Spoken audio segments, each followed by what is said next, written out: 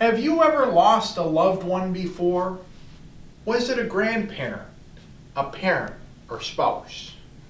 Well, Abraham and Mary experienced every parent's worst nightmare. They lost their second son.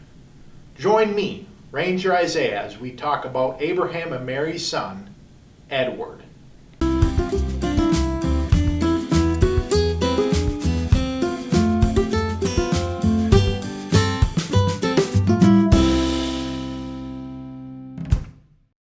Edward was born on March 10, 1846, in the Lincoln home. He was the second son that was born to Mary and Abraham, and was named after Lincoln's friend and colleague, Edward Baker. Edward went by the nickname Eddie, and would end up living a short life. In December of 1849, Edward became ill. His illness persisted for almost 2 months, when on February 1st, 1850, Edward ended up passing away. He died shortly before his 4th birthday.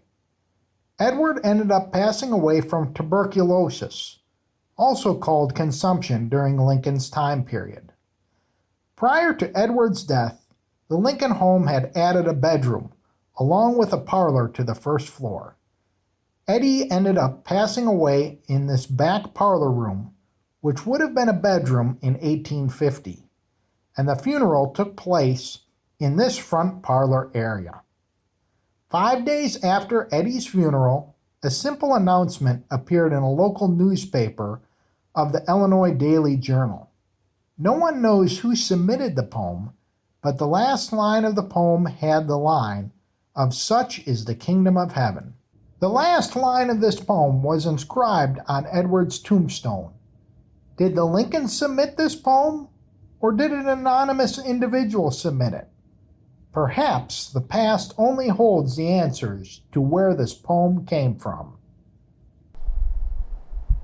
Now, one cannot imagine the pain and suffering that Abraham and Mary experienced in this house when Edward ended up passing away. And in his farewell address, Lincoln writes about how here his children were born and one is buried.